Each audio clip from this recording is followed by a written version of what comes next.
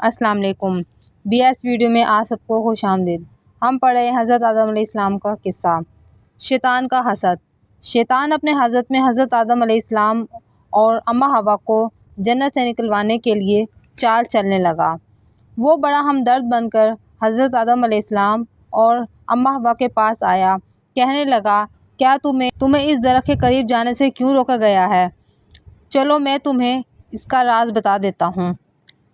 اس نے کہا، اللہ تعالیٰ نے تمہیں اس درخت کا پھل کھانے سے اس لیے منع کیا ہے کہ تم اسے کھاتے ہی فرشتے بن جاؤ گے اور تم ہمیشہ کے لیے جنت کی زندگی پا لو گے۔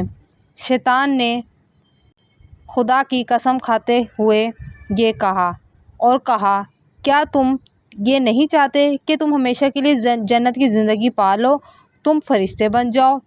حضرت آدم علیہ السلام اور اماں حوا شیطان کے بہکاوے میں آ گئے اور درخت کے قریب چلے گئے۔ جیسے ہی انہوں نے درخت کا پھل چکھا، ان کے بدن سے جنتی لباس اتر گیا اور ایک دوسرے کی شرم گاہیں ایک دوسرے کے اوپر واضح ہو گئیں۔ فرمان الہی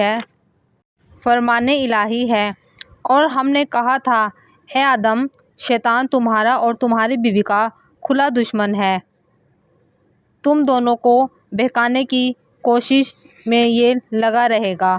اور درخت کا پھل کھاتے ہی دونوں کے سطر واضح ہو گئے۔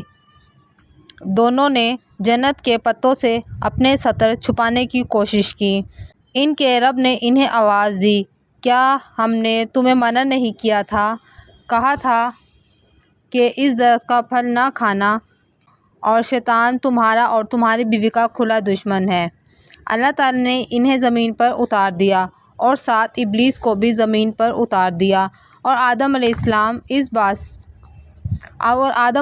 کو اس بات سے آگاہ کر دیا، جیسے اس شیطان نے بہکا کے تمہیں اور تمہاری بیوی کو جنت سے نکلوا دیا ہے، اسی طرح یہ زمین پہ تمہیں بہکاتا رہے گا تاکہ تم اور تمہاری اولاد جنت میں داخل نہ ہو سکے، اور تم پوری کوشش کرو کہ تم اس کے بہکاوے میں نہ آ سکو۔ فرمان الہی ہے، تم سب اسی حالت میں زمین پر اتر جاؤ۔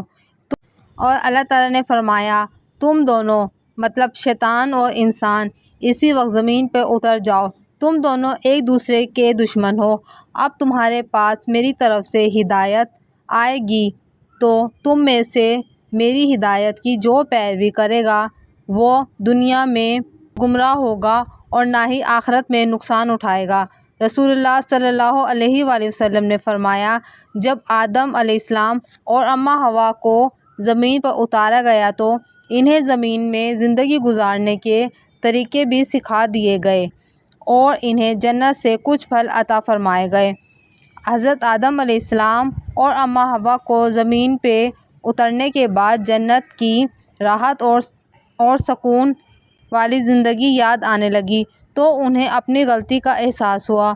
وہ فوراً اللہ سے توبہ کرنے لگے۔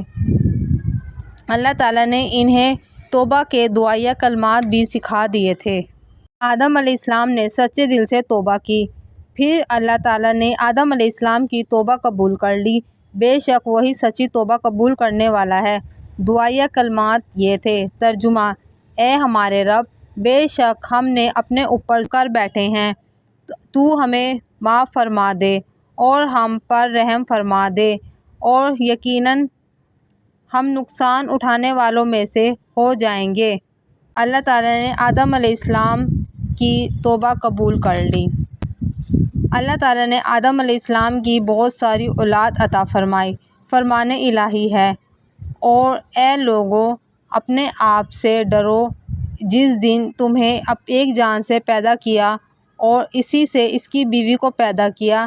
اللہ تعالیٰ نے ہر ایک کی آنکھ کے درمیان نور کی چمک رکھ دی اور انہیں آپ علیہ السلام کو دکھایا گیا۔ آپ علیہ السلام نے پوچھا، اے میرے رب، یہ کون ہے؟ اللہ تعالیٰ نے جواب دیا، یہ تمہاری اولاد ہے۔ اور آپ علیہ السلام کی اولاد میں سے ایک ایسا آپ کو نظر آیا جس کی پیشانی کی چمک آپ کو بہت زیادہ اچھی لگی۔ آپ علیہ السلام نے پوچھا، اے میرے رب، یہ کون ہے؟ اللہ تعالیٰ نے جواب دیا، یہ آپ کی اولاد میں سے ایک نبی ہوگا جس کا نام داؤد علیہ السلام ہے۔